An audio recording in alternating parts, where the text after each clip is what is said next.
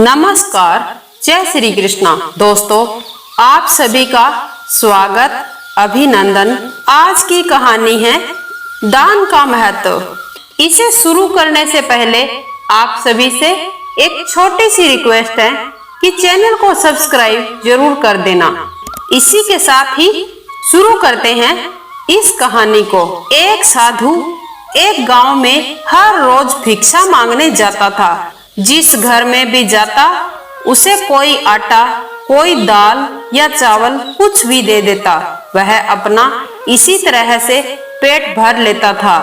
उसी गांव में एक व्यक्ति उसको हर रोज भिक्षा मांगने पर गोबर डाल देता था और यह कहकर डांट देता कि भगवान ने तुम्हें हाथ पैर दे रखे हैं, कुछ कमा करके खा लो।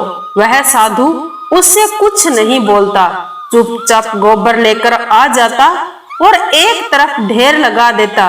ऐसे करते करते उस गोबर का बहुत बड़ा ढेर बन गया। साधु भी हर रोज भिक्षा मांगने जाता।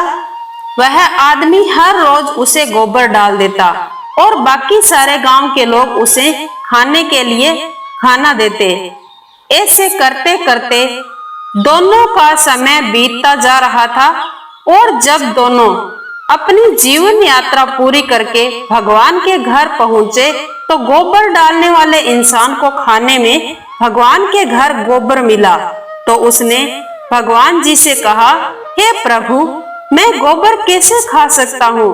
भगवान जी ने कहा, जब साधु तेरे घर भिक्षा मांगने जाता था, जिसका भिक्षा मांगने के सिवाय कोई और चारा नहीं था, तो आप उसको भिक्षा में हर रोज गोबर देते थे। वह गोबर का ढेर अब इतना बड़ा हो गया कि आपके खाने के लिए काफी है। तो उस व्यक्ति ने भगवान के पैर पकड़ लिए और कहने लगा, भगवान जी, मैं गोबर नहीं खा सकता, प्लीज मुझे इस समस्या का कोई समाधान बताइए। भगवान जी ने कहा कि हर व्यक्ति को अपने कर्मों का फल तो भोगना ही पड़ता है। अब वो इंसान प्रभु के आगे रोए और गिड़गिड़ाए, कृपा करके इस समस्या का कोई समाधान हो तो बताओ।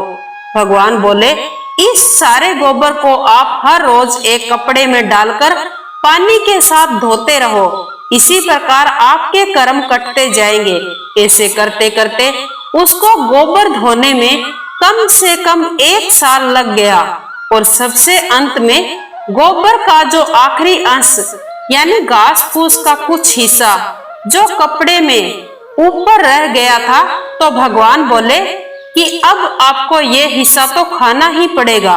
वह इंसान फिर रोने लगा, हे भगवान जी, मैं इसको कैसे खाऊं? प्रभु ने कहा, किसी के बुरे कर्मों को मैं कम कर सकता हूँ पर खत्म नहीं, इसीलिए आपको यह तो खाना ही पड़ेगा। भगवान ने उसे समझाया कि आप गोबर खाने से बच गए। अगर आप उसको ना धोते तो वह सारा गोबर भी आपको खाना पड़ता। दोस्तों, इस कहानी से हमें यह सीख मिलती है कि कर्मों का फल हमेशा भुगतना ही पड़ता है। इसीलिए जब हम किसी को दान देते हैं तो सोच समझ कर दें, क्योंकि एक दिन हमें वह डबल होकर मिलता है। कर्मों का फल देख। आपको यह वीडियो अच्छा लगा है तो इसे लाइक जरूर करना और अपने दोस्तों को शेयर करना और चैनल को सब्सक्राइब भी कर देना। हम आपसे विदा लेते हैं। वंदे मातरम। जय श्री कृष्णा।